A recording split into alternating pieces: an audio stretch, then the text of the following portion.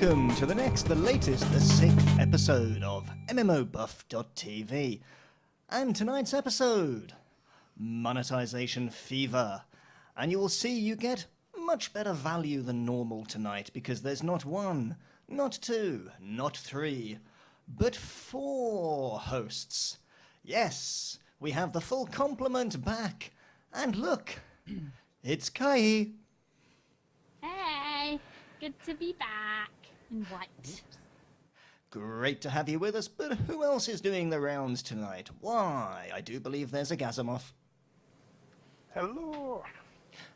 And joining Gazimoff, as always, Pseudo. For some reason, my camera is freaking out something fierce. But hi, everybody. I think it's probably being scared off by the Rose Dover of Doom. Is John Wiseman going to stay there all night? I don't know. I forgot he was there, to be perfectly blunt. Is that what you named him? Well, no, actually, his name is Tesla. However, as a side note, which we can get into, but one of my guild members, Suliko, had a Wildstar mention on the Wildstar Facebook and Twitter and everything about her Rouse Dowers, and this is one of the Rouse Dower plushies that she has created. And I don't know, should he stay here? Are you terrified by him, guys? Can you? I think he should stay. Okay, that's it. The Rouse Dower is staying for a little while at least. So Tesla, your first guest appearance. Meanwhile, we've got a few things to talk about today. What have we got up? We're going back to Gazi. We have introduced Gazi, but we're heading back. Because Gazi gets to do the newsy stuff in just a moment. It's the Gazimoff Newswire. But before we do that, what are we going to be talking about? Well, Monetization Fever is the show topic. That's going to take us into all sorts of things. What is it okay to pay for? How do certain games do things? What do we think is reasonable? What's totally unreasonable? Because there's some of that stuff out there as well. But before we dive into that, it's that Newswire feature. I'm afraid I haven't got a separate intro for you, so I'm just going to have to say, it's Gazimoff. Hello, hello, hello. So, 5 key things that have come out from the MMO Newswires this week.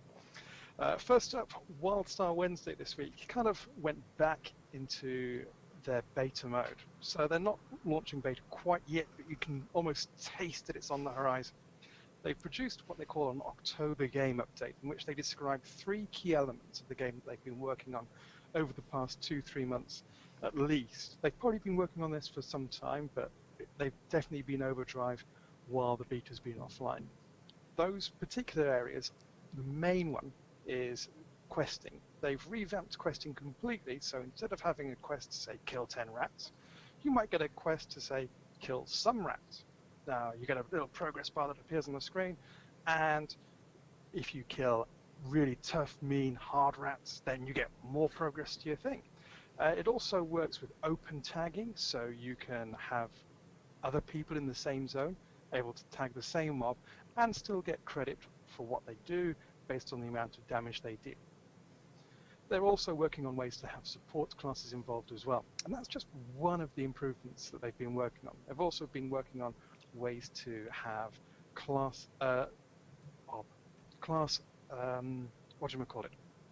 progression more relevant. Stumbled over my words then for a moment. So that you're not just saying, okay, well, I gear up through my armor, but they're also making sure that you actually gear up through talent points, or what seems to be talent points with ability points, I think they're talking about, other bits and pieces as well. So yeah, huge updates to Wildstar, well worth digging into. They've got a blog post about it, and I would really recommend digging into that a bit further. All about making progression feel great, I believe, is the idea. Yeah, that's the kind of thing. That was the kind of thing, and I really kind of think that's a great move. They mentioned another thing about leveling as well, where they're trying to say, okay, you've hit this next level, this is the stuff you can do. Part of that is to make sure that you don't feel any kind of zone fatigue, so if you want to move on to the next zone, you can do. If you want to pick up your new spells or new abilities, you can say, oh, is it worth going back to the trainer or is it not? All those kind of bits and pieces. So it's kind of like that polish that you get this kind of level of beta, and I am really looking forward to the thing. opening up because it means more news for us to talk about then, hopefully. Let's see if we can derail you before you change topics, Gazimoff. Let's do retain the rest of the news. There is still other news.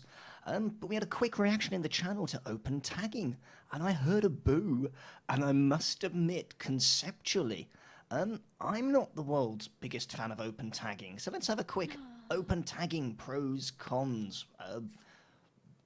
What's the big deal? Why are the reactions? That's an easy thing. They even stress and talk about it in the post in WildStar for this weekly update. They discuss the fact that, you know, they are allowing open tagging, but they are looking into things like people who just tag and run away and still getting credit. They are looking into things where people tag and have a huge group of people tagging just to level someone powerfully or power level them. We're leveling powerfully. They are looking at that, and they do recognize that there are problems inherent with allowing things like tagging. So But the fact that they recognize it is interesting. So here's an example. With closed tagging, you could have the power leveling guy. What's his name? Athene, yes. You could have Athene basically rampaging through the entire game, tag a mob, and then his 39 mates would come up and kill the mob, and he gets all of the credit for it because he was the one that tagged it. That's a bit crap in my opinion. Also, if you're going questing through an area and you want to kill a mob and someone else tags it first, again, that's a bit crap if you ask me. That's really kind of like old school stuff. And you don't have to have that anymore. All that kind of stuff was, okay, you only had one person who could tag the mob because only one person could get the loot and XP from it. That's a really old-fashioned way of thinking, and that's like 2004, 2005 way of thinking. Nowadays, open tagging, they've had it in Guild Wars 2, they now have it in WildStar, and the idea is that if you get a hit on a mob, you get a proportion of that mob's XP and reward based on the amount of damage that you do. That's a much fairer way of doing it. So if you just go bop like Athene, well, I'm sorry, but you just get the bop's worth of damage. You don't get anything else at all. So I think Is that a new metric unit? A bop? Yes, it's a metric SI unit indeed of XP measurement. You get XP allocated in bops. Fabulous. Small bop, you have a medium bop, or even big. I think Anyway. the Wouldn't a biggest big issue bop is be a BAM? when you have, like, for example, like bigger and like mobs to kill that's maybe like the end of a storyline in a certain zone, and you would see in games, and I think this happened a lot in Rift and maybe a bit in Guild Wars 2, but you'd have that one thing that you had to kill, and then it would take like a minute to respawn, and there'd be so many people in these starter levels where people had to start forming queues in game so that they would take turns to kill it. And I think that is the biggest thing for me that having this open tagging kind of solves, because I don't want to wait and stand around for 2 minutes in a queue in a game to kill something to progress. So I think that is You're good. British. It's all about being in a queue to queue. I mean, it should Well, be No! second nature No, for I you. hate no, queuing. sorry. I would not do anything if We it involves queuing. tolerate it. So there was some great instances in Mist of Pandaria, in the Pandaren starting zone, where you would have to queue for particular named mobs, where it said, go off and kill this guy. And so you kind of have this chain of pandas forming in front of the respawn point. That is ludicrous. It has no place in I was today's always the one that MMOs. ran in as it spawned and killed it and ran off. That everyone hated. Did it lead to pandemonium? It did. Pandemonium everywhere. It hasn't even been like, what, 5 minutes into the show and we're already No. on things. The problem that I have is, or the thing is, they're doing something which I appreciate, because when I first saw it, I was just like, oh my god, this is horrible, because the experiences that I've had with open tagging, besides, you know, within Guild Wars and things like that, was an Aeon. And the most frustrating thing was, it's the person who did the most damage who got the loot. So Right. everyone could tag and be a part of it, but if you're not the flavor of the month, you're not going to get enough damage in, and you've basically wasted 5 minutes of your time taking down something, and you get nothing for it. So there has to be a happy medium here between the preventing the people who are going to abuse the system, which unfortunately is going to happen no matter what they come out with, and then you've got the people who don't want to be in queue, or people who want to do the power leveling, or the people who just want to experience things. I mean, you're trying to they're trying to solve a problem, understanding at least from what they've said that they know that there are problems that are going to generate regardless of what they do. Yeah, Which and this should be is much more to be where, said for some other companies. and this is where probably we won't go much deeper into this because that'll be the combat mechanics episode. But it is actually an inherently complicated issue. To Wildstar, good luck. I hope you find the solution that no one else has yet found, because whichever way you slice this particular cake, someone ends up without a cherry. But let us see if we have totally derailed a Gazimoff, or can he remember where he was going next? Gazimoff! Of course I can, because I have notes. So Notes. Yes, notes. The next thing that cropped up, which is kind of like the facepalm of the week, that might actually have to be a thing. They, as in them, are making a Naruto-based, browser-based MMORPG. I think in 2D as well, so it's kind of like, from the looks of things, it's like I've actually isometric. played some of it today, might I add. Okay. And the first thing that Just annoys- before you go on, Suda, one moment. Welcome to Facepalm of the Week. You may now carry on.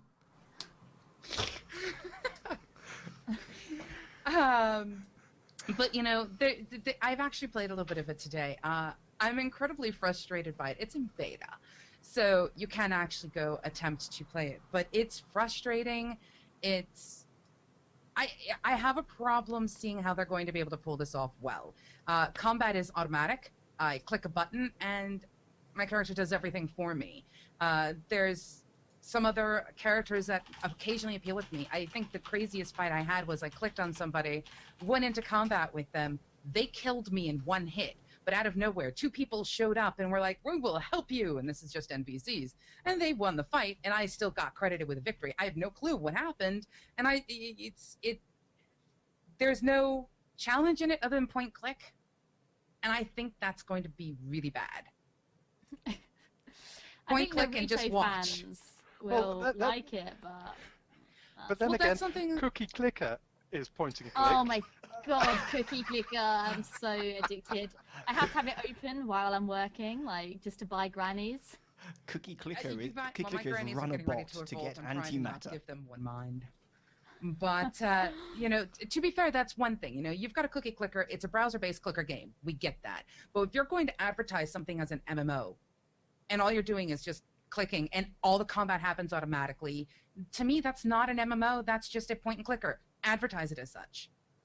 I, for one, would really go for a Cookie Clicker MMO, but Yes, let's not suggest that because it would be like really bad. that'd be Are you so kidding me? good. You've seen the betas that they're talking about adding cookie dungeons. It's coming.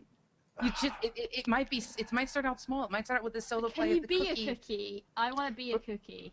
I am not doing a Cookie 5-man. I'm sorry. Can we I draw cookie the bot line. play? But Can someone but- be the milk and we can dunk each other? I think this could be a thing. I think that's Okay, No. that's another Cle- face cle- palm clearly of the big week. bad Great. raid boss Can someone would- be the milk so we can dunk in you? clearly the big bad raid boss would have to be the Cookie Monster. Aww. But you're right. He does consume cookies. Yeah. Gazimoff. Next item. So, other news that happened during the week. Guild Wars 2 had a free trial during the week, and by all accounts, a lot of people I saw were actually diving into this one. Most of their trials have been like a week long, but this most recent one has actually been, well, most of them have been a weekend long, I beg your pardon. This one has actually been a week long, and they've tied it in with a sale for their game as well. I think they knocked something like $10 off the asking price, or 5 of Her Majesty's finest British pounds. So I think it's quite interesting, particularly after they said that they were doing this whole like biggest growing MMO, stuff like that. So it's going to be interesting to see if it gets another spurt off that. But I think that the next spurt's going to be from kind of like ramping up this whole living world thing. So should be interesting to see how that one panned out. Other stuff in the news. Secret World had issue 8 of their ongoing storyline going out. It's been an interesting game so far. If you've not played The Secret World, I would really suggest you play it for the story alone. It's got some of the best questing experiences, just in terms of how the story is told through the questing. Some really good voice acting, really, really enjoyable, really immersive. The combat elements, you can take it or leave it. But seriously, some of the questing that's in there is really good, particularly for a modern day MMO. They're gearing up at the moment to launch their big push into Tokyo, which is the kind of next region. So they're currently laying the foundations for all those kind of bits and pieces. And then the final piece of news, the Hex Alpha should, fingers crossed, be starting tomorrow. So if you've been playing Hearthstone as a trading card game, Hex is the same kind of thing, a digital online trading card game being made by Cryptozoic, so the guys who made the original Warcraft card trading card game, and they make board games and other TCGs as well. This is their first online game, goes into alpha tomorrow. If you've not gone into it already, or you missed the Kickstarter where they were doing the huge fundraiser, you can actually still sign up as a slacker backer, they call it, and get into the game still. So if you're quick, you might still be able to get into the alpha, which, fingers crossed, is tomorrow. So that's the big news of the week, Ms. Butt. Back to you. Well, I'm going to have to take a look at that slacker Live backer in the studio. option. Yeah, I'm So- just sitting there going, back to you in the studio, Ms. Pa. Ms. Pa, can we Wonderful. get the traffic report, please? Well, The weather report? currently there are no buses, no motorbikes, no trams, and no ocelots. However, I cannot hear you all of a sudden. I was told I was too loud. I'm turning myself back Well, that's up. fine, but you do realize that you keep better? going further and further and further and further and further away from your mic, which is going to have an impact. Well, I had to move away to pick up these, Ooh. because these are Gunnar glasses. And we've actually been lucky enough to get this very pair here given to us to give away. So we've done so. We've had a Facebook competition running for a little while now. It's a week. We've got an interview up of our chat with Todd from the last convention we were at. And someone is going to win these. Now let me see. They are Vapors. They are Neptune and Amber. They are the latest model. They have all sorts of features, such as fractal and Wi-Fi and ionics, which all put together means they stop your eyes getting tired, they keep your eyes being humid, and they stop you getting worn out, really, while gaming. And I've been testing them with good effects so far, but not this pair. I've had a pair for months. What do you think of them, They're good. Kai? They're good. They're really good. Honestly, like Yeah. I think I mentioned it earlier. Like if I play games for like longer than 3 hours, I get the worst eye strain. And I had a repair for a review, and I like refused to give them back. I was like, no, I can't get back to hurting my eyes. And I literally can play games for hours and hours now. They don't look They are that great useful. this I'm gonna be honest. No, They're they not don't. a fashion accessory. But they Well- work, and that's actually Yeah, what they they're do. there for. Well, see, they have different styles. You can get the ones that are more kind of like a studious kind of thing, and you can get the ones that make you look like you're, you know, in the sci-fi adventure or something. They Like have big different hipster styles. ones. Big hipster Hipster geek ones. ones. Well, then that Like should be they fit. stylish. It should all work out. However, more importantly, who's got their hands on these? Pseudo, if you look across at your chat, doing your community competition thing, would you like to announce the winner? You didn't tell me the winner. You said you were going to Oh, draw. look in- it, look but in then chat. you went away. They have been drawn. They are in front of you. Oh. Gee. My chat shows nothing. Wonderful. Then I shall do this bit then. Ah, there we go. That chat. That you need chat. to be a little bit more specific. I have like 19 chats 90 open. chats. All All the chats. Handle it. All your chats are Okay. belong to us. Over 9,000 chats. So basically, our winner has a name. Yay. Really? Yeah. No. They're not a number. They have a name. Oh my No. god. Last That's week so when rare. last week when we gave it away, we did end up picking a number. This time we've actually picked a name because of how the random generator works for this particular competition. However, I do want to say, he who is known as Oliver Capp with 2 P's, congratulations, you have won that pair of Gunnar glasses. And I will be in touch with you after the show in order to get your information so that we can ship this off to you. We do. I think we have a fair bit of information. We have an email, so something will be twisting its way through the nether towards you. And that brings us to the main course with our usual food references. Let me see. Yes, I still repeat, we are no longer MMO Buff, we're MMO Buffet. Because it seems everything we discuss ends up going back to food in some way, shape, or form. I want food.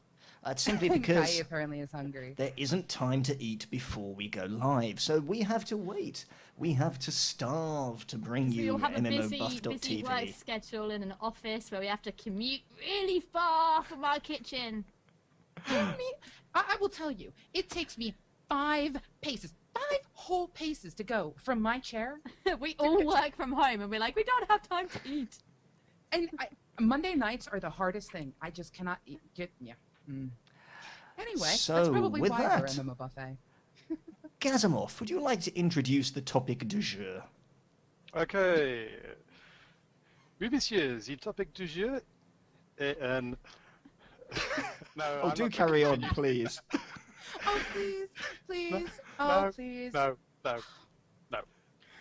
So, the topic of the day is monetization fever. So, we've already had a bit of a discussion about people who are pro-subscription and against subscription, some people who are particular fans of a payment model, and some people who loathe particular payment models. And we can all understand that. We all get that. What we want to focus on this time around are the kind of minutiae. Some people think it's perfectly acceptable to pay for character, like name changes, race changes, faction changes, that kind of stuff. And it's kind of accepted. But how far should that go? Should you pay for things like additional bank tabs, additional character slots? Should you pay for things like harvesting weapons that last forever? How about fancy clothes or mysterious pets or exotic mounts? Should it go that particular far? So that's the question. Now, this I is have to kind of- interrupt real quick. I am so Yeah. sorry. Ms., whatever you're doing is getting rid of the cameras and putting your background up. Interesting. I'm not doing So- anything right now. You're showing your desktop, which is weird because our cameras disappear and all of a sudden MIRC is KaeyiDream. Okay. So be careful. I'm actually doing nothing, so not sure what's happening. We shall see. And I do apologize, Gazzy. Please continue. That's absolutely fine. That's absolutely fine. So that's the kind of discussion for this evening. So if you've got any questions in chat, fire them to us now. In the We meantime, do have one. I'm going to hand this over to Sudo with the first question. Woohoo! Yes, we've actually had someone throw us out a question that relates to this.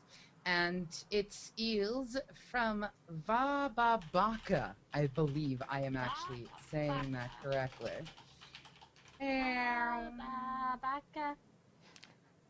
Wow.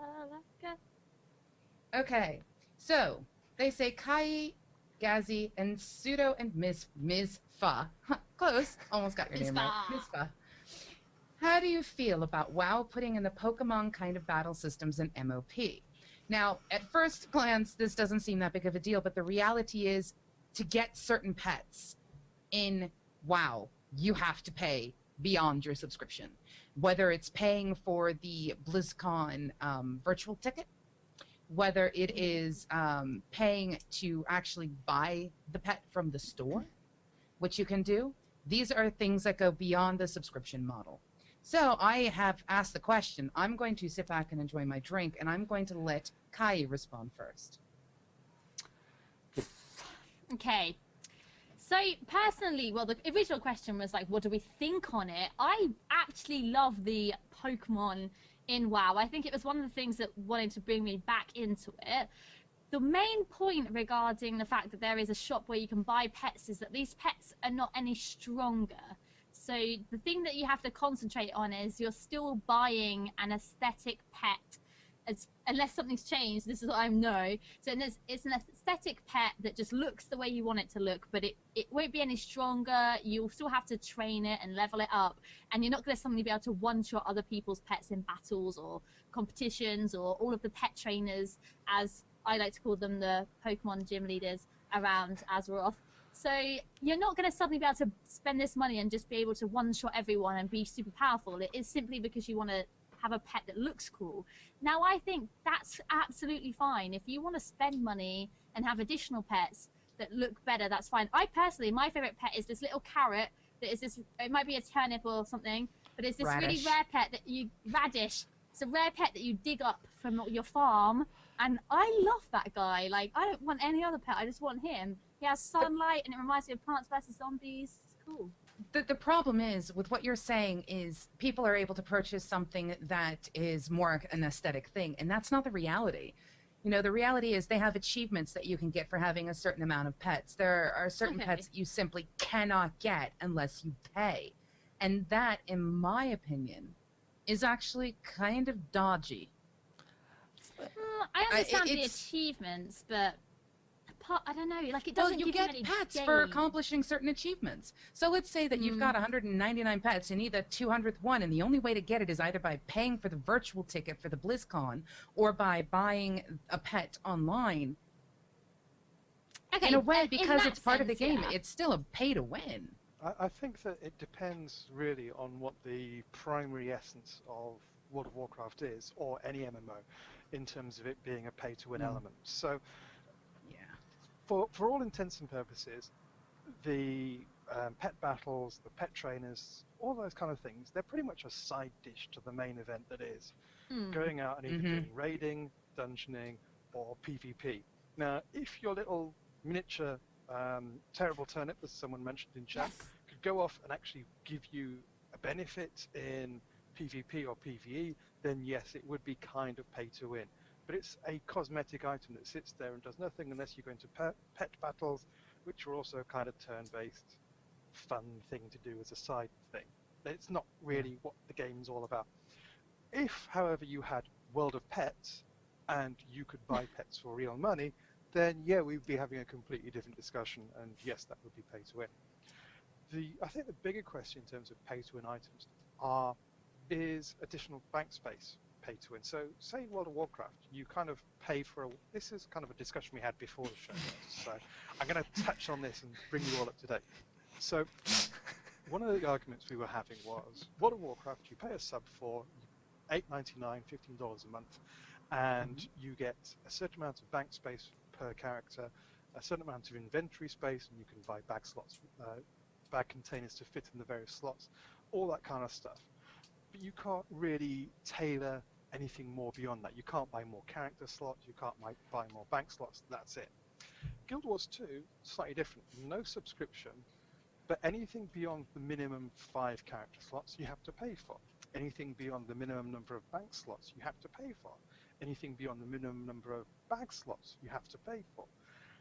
Is that the right approach? Because it means that rather than paying a subscription, you tailor it to suit yourself. So if you want 50 billion characters, you can have them on your screen. Or if you want oceans of bank space, you can really focus on that. If you're a crafter or you're a hoarder, or you just can't work out how to delete stuff, then that's an option. But what's the best way of doing that? One size fits all, or you pay for what you want? So I'm going to throw that one to Mizpah. And the magic word here for me is parity, because as soon as you say, well, this is the minimum isn't the same as the norm. So I'm playing a game. I have 10 widgets, let's say bank slots. Almost doesn't matter for the purpose of this conversation. So I have 10 bank slots. But if I've got a nice fat wallet, I can have 20 or 30 or 4,317 or whatever the game decrees I'm allowed to buy. Where is the average? What is the reasonable, attainable amount that a player should actually need? What happens if the community says, well, we all need 30 because we craft and there's so many unique slots and there's something else? And straight away you no longer have parity. It doesn't matter how you do it, what you decide the average is, it's no longer a level playing field. Now, let's go and buy an aesthetic, let's go and have a really rare radish. Fine. Doesn't really affect what I can do in game. But a bank slot, a bag slot, more time away for I have to come back in, more time farming, getting those extra loot items that I can sell to go and buy something else in game currency. No, bank slots, bag slots for me, these should not be purchasable items. Earn them. Be they from dreaded dailies, killing bosses, achievements, doing backflips with a hula hoop, an on-fire sundress while singing them and yodeling. I really don't mind, but give everyone the same opportunity to achieve it, and don't tie it to whether or not I've got a Visa card or the size of my wallet. So here's another one for you. What if you can buy, well, as with Guild Wars 2, you can buy the item store currency, or the item shop currency, with in-game currency. So if you've got more time on your hands, you can earn more gold, and then you can spend that on buying the gem currency, as they call it, to then buy new bank slots, new inventory slots, and other such bits and pieces. Does that make it any more palatable? Because you've got two ways of earning it. You don't need the fat wallet. You just need more time or a bit more nous when you're using the auction house. That's better than just having the one option of the thing, but it's still like you're still praising the people who have more money, because it's like it's a little bit like slave labor. Like, you know, if you're paying for it with gems, you're like you can spend hours and hours and hours. You can get the same thing as me, but hey, I'm richer, so I got it in like 10 minutes while I had to edit my credit card information. Whereas you had to spend 3 months grinding for this thing. How does that make you feel? It's kind of like that. But the biggest thing I had problem with Guild Wars 2 was the buffs that you could buy. Like the XP buffs, and that is pay to win. That's a buff that you can buy whether you're spending gold or you can spending real life money, you're still buying it. I think that's pay to win. That was the main problem with Guild Wars 2 I had. Well, see, now I'm going to take what you've said and I'm going to shift us into a different game. You guys are talking about what's really the distinction between the paying your subscription or getting your benefits based on your time that you put in. Welcome to Cred for WildStar. So is it really that much of a difference when you look at it? I mean, we are talking about things like, you know, being able to buy your XP packs in, say, Guild Wars 2, which gives you the boost for your XP. Yeah, congratulations. You are talking, well, I mean, even in World of Warcraft, let's say that they've just done a huge change to the racials, and all of a sudden you find out that the people with the highest crit happen to be orcs, so you're going to, you know, faction change into being one horde, and then species change into being an orc. You know, these are concepts that, again, deal with pocketbooks. You can't just say run a betrayal quest line like you could in eQuest or EQ2. But then you're talking about the situation with Cred, where it's, if you have time, you can buy it with gold on the auction house, you can do all this stuff, or you pay for it out of your pocket. Is there really a distinction between the two? Actually, Not really. I mean, go, Kaeyi, because everyone explodes into action. I'm going to let Kaeyi. Kaeyi go first. no, it's the same kind of thing, but the difference is, if you're wanting to play the game and you know that it's got a sub fee, you consciously make that decision.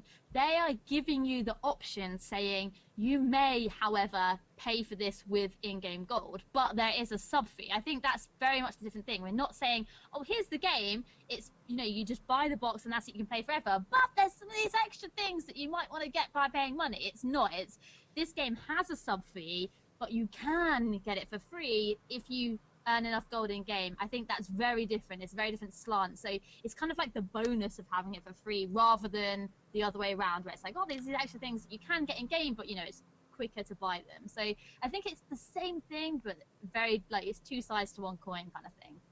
Well, what if they let you change from Granok to Orin, just because of the bonuses that are available? Well, but you have to pay. Yeah, things like that. Yeah, it does get different. It depends with the racial bonuses and things like that. But I think whilst I'm going down the right route, I think as long as you can earn enough money in 30 days of game play to earn enough for game time, then it'll be okay. If it's where you've got to have like 6 months worth of gold saved up just to pay for 1 month free, that's when it's going to be a bit dodgy. But that kind of thing we'll only really see on launch. So I've got a slightly different question for you, Ms. Bell, because you play an awful lot of Hearthstone. You play an awful lot of Hearthstone. Now, if there was ever a game which is dependent on paying money to progress, and to do better at, it would be Hearthstone, because you pay a set amount of money. I'm not going to ask you how many tens I of want to know pounds how you've- much. or hundreds of pounds you've spent on cards, but I can probably make a guess. But you pay money for cards, and then you unwrap the cards and you put them in your decks, and you hope to kick ass at or beat other people at it. That's pretty much the very essence of pay to win. Yes, you can grind your way there by hopefully trying to get some wins on the kind of really low end of things. But if you want to play with the big boys, you've got to reach into your wallet and pay cash for it.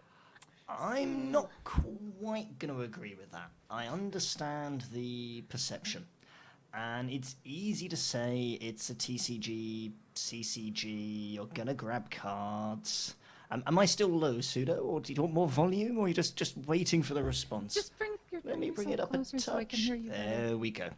There we go. The reality is, good plays and bad plays and correct trades and board position means an awful lot more than the cards by themselves. Okay, I'm now being told I'm too loud in the chat. I'll do some more testing later. Just back up, turn yourself down. I'll just lean closer in hopes to hear you better. There we go. So, making the right play is the fundamental thing. I can put together a warrior deck, a druid deck without a single legendary, without a single epic, maybe 2 rares, maybe even no rares. I'll take on that challenge, a rare-free deck, and I will beat someone with a deck with 5 legendaries in. Because the right cards played at the right time with the right card synergy wins the game. Now we've digressed. And Gazimoff's original question... Go, Pseudo. I see.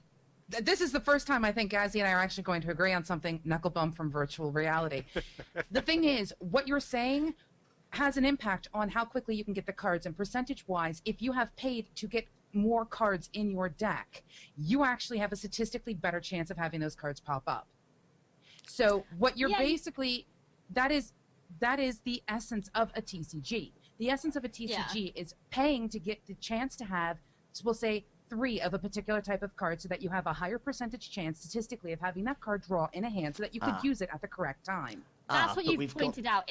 It's a trading card game. That's the essence of that genre of game. You have to buy cards really to unlock things. That's the point of it. But being pay to win, I think there would have to be cards that you couldn't obtain by not paying money. I think then it would be pay to win. But you can obtain all the cards just by playing it. There's one more thing as well here. I'm pretty convinced you could give some new players to the game, some people that maybe haven't had the benefit of Marsh's excellent tuition, which I've recently had in the past couple of days, and give them all the legendaries in the world. And it isn't actually going to help them. And that drastically limits how pay to win, how pay to speed up things are. I mean, I've played against decks with Malagoses and Ragnaroses and beaten them. And I don't have those cards. And I have no inclination to go, I must have a Ragnaros and a Malagos. Bye. My inclination is to get a great synergetic deck that fits a playstyle, one for every archetype, so I can switch between them, and go out there and do the Hearthstone thing that is an awful lot of fun. What do you pay for in Hearthstone?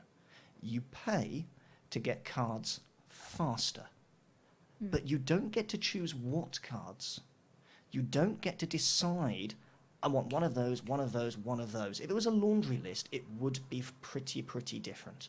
But it's not. You've got to take the cards you've got and make a deck out of them. And actually, if you don't know what you're doing, if you have 300 cards, you're going to make a worse deck than if you take the 83 base cards, the 83 commons, and put them together with your class cards, and actually make a good deck. Yeah. But having said that, if you do shell out more money on cards, you've got a greater pool to draw from, and you can build a stronger deck as a result of that. Would you say that's a fair statement? At least in the short term. In the long term, everything averages out because people can then get cards from wins, and because you've got the ranking system, which makes sure that people play for people who are playing get similar opponents or similarly skilled opponents. Yeah. And get an even level of wins and losses. So I can get that. But at least in the short term, if you have a load of cash that you can then dump into buying a load of cards, you do have an opportunity, at least in that narrow window, to build a stronger deck as a result of it. And that's really where I'm coming from with Hearthstone. But that's pretty much the essence of every single trading card game that has ever lived, from Magic the Gathering all the way through. And I'm expecting with Hex. I'm not saying it's a bad thing. I think we all accept that that's the way it works, and we don't really gripe about it, but it's something I think is important to note, that at least in the short term, it's going to be one of those things. And every time Blizzard bring out a new batch of cards, that will be something that happens during that short-term phase. Well, someone had pointed out, by the way, I'm not exactly certain to which point they were referencing, but they were commenting about crafting and disenchanting within Hearthstone. And it does have an impact. And in a way, we accept the fact with trading card games that you're going to shell out money if you want to expedite your process, build a certain type of deck with certain types of cards, have the statistics in your advantage. That's the nature of a trading card game. It's acceptable, so be it. However, in a way, that's kind of comparable to paying for those XP boosts. Kind of, not quite, because, you know, in the end, you're still paying for an advantage that you are going to have because you're going to get to, say, end game faster than somebody else. You know, there is obviously a difference, like you said, because you have a card, you don't have the options as to what card you're actually going to get. You know, there is some things, but if you have a whole bunch of excess cards that you have paid for that you're really not using because they're bogus cards, disenchant them. Congratulations, you've actually increased yourself on some level. There is something you can do with those dead cards, which still gives you an advantage. Yes, there is. The crafting system is slower than people might think. I think I'll argue that the catch-up curve between I've been grinding and now I've got a solid deck and I've bought cards, that gap I think is smaller than people are portraying it to be, but it definitely does exist. There's no way around that fact, so you're absolutely right, Gazimoff. However, if you get an XP boost in a game and you go out and kill mobs, you will get XP faster. If you get tons of cards in Hearthstone and go and play, you can still lose and have no benefit. Until you disenchant them and use them for something else, like crafting. Possibly, but it's a pretty slow process.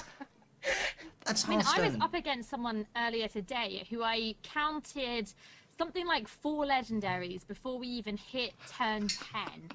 It was like, you know, Nat Haggle, who cost 2, you know, Thanos cost 2, just that. And I still beat them just because they were playing them early and wrong. They weren't protecting them. I could just wipe the board and they were gone. And Thank you for the free legendary.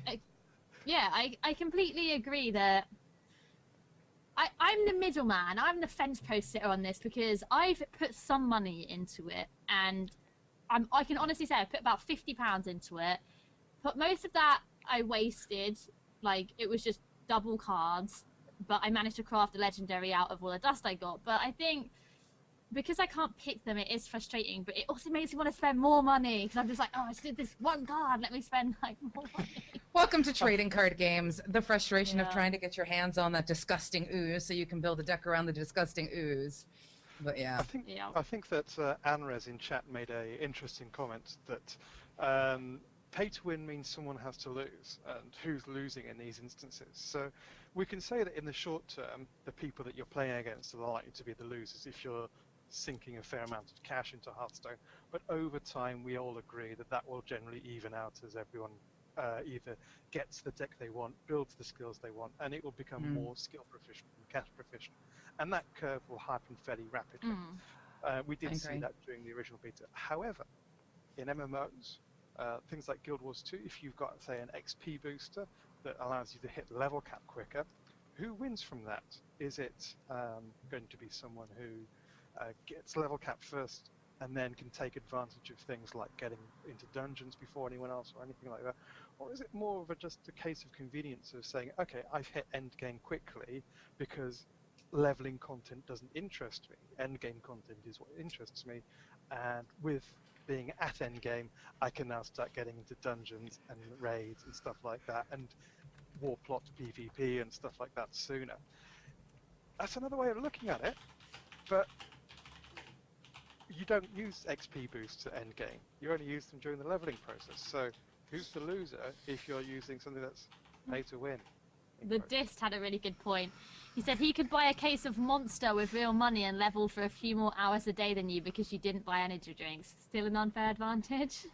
That's a good point. Now, see, this is a thing. You know, this is a topic of conversation that I've actually gotten into a debate with Ms. Poe about before, and I kind of want to throw this, and I want to get his opinions based on what you're saying, because some people wholeheartedly will sit there and go, the XP boosts, whatever, the boosts to gold drops from mobs, you know, whatever. It's really just a convenience thing more so than anything else, and yet Ms. Puzzle. No, this is wrong. It is the pay-to-win model. No. So actually what I want to hear, based on what is being said about like the energy during purchases and things like that, tell us, Mr. Tell us how you really feel. I'd better back away from the mic at this point, or people are going to complain about volume levels quite shortly. It depends on what you're doing in that MMO of choice. And when I'm running around in that MMO of choice, invariably it's to go and kill the big bad dragon with a bunch of enigmates and defeat the raid encounters. So to do that, you have to maximize your character, you have to get to endgame, and the most fun to be had is it's a race. Can you outcompete the other guilds, the other groups? Can you better yourselves week to week to week? So adding any form of power into that equation is really, really, you know, has a direct impact over that time scale and that time period. And then you cross the line to stuff outside of game. But where does that line get drawn? I could make sure I sleep for 8 hours a night. That's never going to happen. I could make sure that I go out running and I get healthy and I eat lots of vegetables. Okay, I should do more of that. And actually, that'll probably give me more energy than those energy drinks.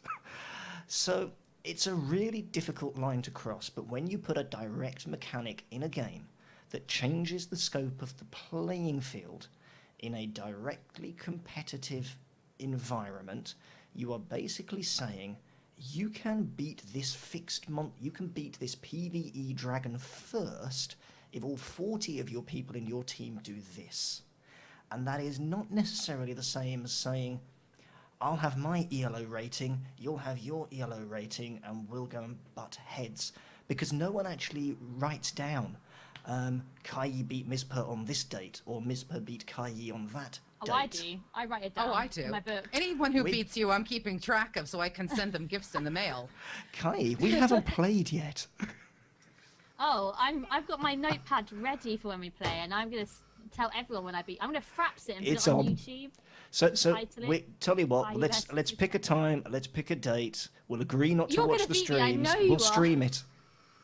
Okay. So No, this is Anyway. why I haven't given Mizpah my Battle.net real ID. You did. You typed it in the channel. Like. Sorry? You typed it No, in the channel. I haven't accepted your thingy because I know what you're like. You'll beat me and then you will gloat about it, and I won't hear the end of it for weeks. I've had him on my Actually- friends list for ages, and he's not even asked to play me. I know He how wants to busy you build are. a proper deck first. I still want someone to build a Murloc deck. However, going back to topic, the Sinkaldev said, I'm sorry, but people who buy these boosts are people who generally don't have the time to invest, so money is the alternative. And something we have discussed before, and this is, I think, a kind of part of it, is you have to make a choice. Time is money. End of story. You're either going to be spending money in a subscription, and you'll feel like you're wasting your time, like we've discussed with the subscription models, if you don't play a certain amount of time because you've paid. So, time is money. And if you have both time and money, you are going to be at a much higher curve than most other people out there. So the difference is, though, the majority of people either have too much time or not enough money, because it balances itself out within the jobs. I think that But- there's also another point that people kind of miss as well. There's a lot of people saying, but if you get to level cap before me, then you'll have a better chance of getting server first and stuff like that. I can see that argument to a point, and I think that Wildstar are deliberately trying to counteract that by saying, well, we're going to have a different configuration for our raids every week. So it isn't going to be so much a case of you do this raid, you clear it once and that's it. You do this raid with this configuration for a week, and then it changes, and it's going to be the people who can clear it first next time round, and so on and so forth every single week. And I think without that, I would completely agree with people to say first to level cap probably means first to clear as well, and you're really going to be pushing people to do that. But with this kind of framework, Whip them. Yeah, seriously, I've done that. People have Mist was been- going to whip all of us. You've whipped somebody? No. People being on my back to say, why haven't you cleared Karazhan yet? Why haven't you got yourself a tune yet? Okay. Why haven't you got your I dungeon? think we'll be saying that to Miz. Miz, why are you still level 1? Miz, have Yeah, you found Miz. your way back yet? Miz? Miz, you know how to log Miz? in, don't you? The Yeah, we abuse can pull that I away from get. Hearthstone. But anyway. What it comes down to me, I think, is, you know, when you have something that supplements a game, I'm going to pull it back to World of Warcraft for just a second, where you have something that impacts the gameplay, supplements the game, and in a way kind of can destroy communities. I have a problem with it. I have a huge problem with name change purchases in a game. A Yeah, I huge do. problem with that.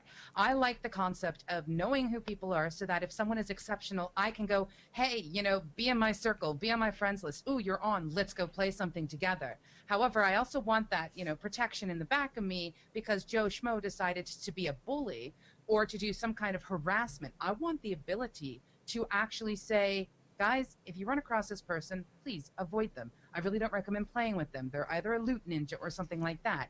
And that kind of thing is important. It gets destroyed when you allow people to pay for server changes, name changes, race changes. When you allow all those things to come in, you actually start destroying a community, Yeah. and I have a problem I with bet that. you love EVE So- Online then, because EVE Online, you roll your character, that's it. No name changes, no nothing. Nope. If you It start even behaving takes like a- 24 hours to delete a character if you want to delete a character. It's kind Exactly. of nuts. If you've managed to upset a bunch of people on EVE Online, you deal with the consequences. You either try and redeem yourself, or every time you undock in a ship, someone will blow you up. And that's life. You get a reputation as a scammer, people will shoot you on sight. And you got to deal with it. And I it's like either- that. I mean, It's a shame. you have the Go ahead, option Kai. to make a new character, but the point is, I think, that you're getting at, Pseudo, is that say you level to max level and then you start being a douche in a guild and you steal all the loot and stuff, you've then got to re-level, so there's that consequence, isn't there? You've got to make a new character, you've got to re-level up, and I think that is the punishment. Well, in WoW you can, but in something like, EQ2, you can purchase Yeah. a level 58 heroic instead. Hey, Oh. that's great. You know, it's just one of those things, I think, anytime you bring cash in as a supplement to a game, I think you have to look at the true impact it's having. In the situation of allowing people to pay for boosts, you know, it's sort of that balance of finding parity between time and money, my friend.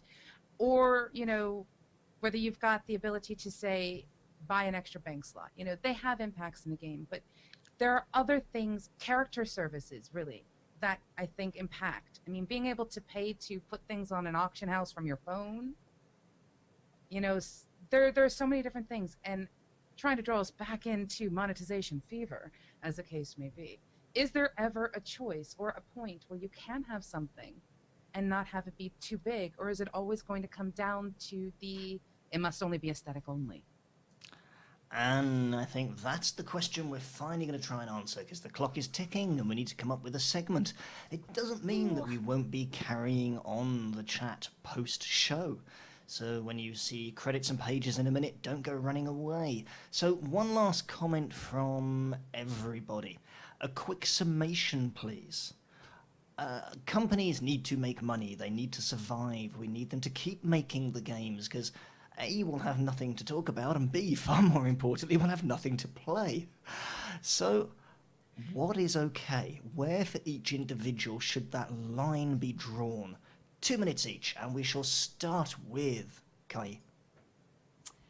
I personally think that it's okay as long as it's still fun. Like, there isn't that whole kind of stress and fear that you need to buy the next thing to be the next best person. I think if it's aesthetic, I think if it's just kind of making your game more enjoyable, but just in the sense because you like collecting stuff. You know, I like plushies in real life, so people like mini pets in game. So I think as long as it doesn't give you an unfair advantage to the point where it's like you can buy weapons, you can buy gear, stuff like that, then I think it's okay. Personally, Hearthstone I don't have a problem with, because it's me that's losing out, really, because I'm spending my money on duplicates. So personally, if you're not spending money, then I think you have a good willpower, and I'm jealous. So as long as it's still kind of lighthearted and fun, then I think that's fine for me. Gazimoff. Okay, so I think personally that if you're going to buy stuff, particularly if you're going to buy items for convenience, then that's absolutely fine. If you're having a game like Guild Wars 2 where you can tailor your particular account to suit your own needs, then I think that's fine as well. So if you're paying for additional bank slots, or if you want to focus more on additional character slots, I think that's absolutely fine. I think that where I have an issue with is where you have a direct pay-to-win equation. So you can go to the item store, you can buy a really, really powerful sword, and you can hit people with that and kill them. That is the very essence for me of pay-to-win, and that's pretty much where I tend to draw the line. Anything else that gets you at level cap faster, I think it's fine, because it gets you to the meat of what you want to do much more quickly. And I'll chime in here and let Pseudo have the concluding words this week. However, for me, I'm going to take the old-fashioned, I'd say high ground, but it's not really a high ground, it's a stance. I like the 2005 ethos and mindset. I like to actually say, go out there, earn it, do it, leave external transactions out of the equation. Let's have a completely level playing field. Let me know that every single thing I see on a character is down to something that they've earned. I'd even go as far as to say convenience services, such as server transfers and name changes. Okay, I can see there needing to be a fee for those because of admin time and everything else. But I'd actually like to see a way to pay for those with earned gold in-game. And I'd like there to be no way to buy gold whatsoever. Pseudo. You know, my number one problem with any game is anything that impacts the community. So I have to say, while you might enjoy MISPA, the days of 2005, I have to say I like to see the innovation that's coming about. I don't think anyone's nailed it yet. I don't think that the tagging system has been nailed down properly to prevent abuse. But then again, I can pretty much name any system in any game that can be abused, as that's just the nature of technology. It's what people do with technology that's put in front of them. When it comes to things like server transfers and things like that, no. If you want a server transfer, go roll on another server. Because in all honesty, you're impacting the community. You are giving people who have that little extra money the chance to be the bullies, to be the aggressors, to be the trolls. And you're feeding them. And I don't like feeding trolls. When it comes to things like the Guild Wars 2 model, you know, there are going to be games where you don't want to have absolutely everything thrown in your face, and you're going to sit there and complain because you have too much to do or too much stuff. I still remember back in WoW when if you didn't have like 20 slot bags and everything, including your bank, you were freaking out because you had so many quest items and so many Scarlet or things that you had to collect for the Argent Dawn. There was just so much you had to collect that if you didn't have backspace for it, you were screwed. So, you know, the game was built for that kind of a concept. I don't believe Guild Wars 2 is. So allowing you to actually make purchases for extra space just for convenience, I can get behind. I don't think it's a game breaker, etc. But again, it doesn't destroy the community. So anything that destroys the community, I'm going to be very ixnay on. But other than that, I think there are purposes. It depends on the game, and I'm still waiting to see the auto-tagging work in a way that I think is going to work right. And I don't know if it can. But them's my 2 pences. And that was episode 6 of MMOBuff.TV, Monetization Fever. Thank you for being with us. Thank you for your time, your effort, your attentions. And you'll find various of us in lots of other places over the next short while. Some of us have various streams. I'm sure people will be sticking their details in the chat while I'm talking. But you can also find us on YouTube /MMOBuff, on Twitch/MMOBuff. Indeed, you know that. You're here right now. You can also find us on Facebook. Funnily enough, it's MMOBuff. But wherever you choose to MMOBuff, thank you for joining us, and we hope to see you again next Monday.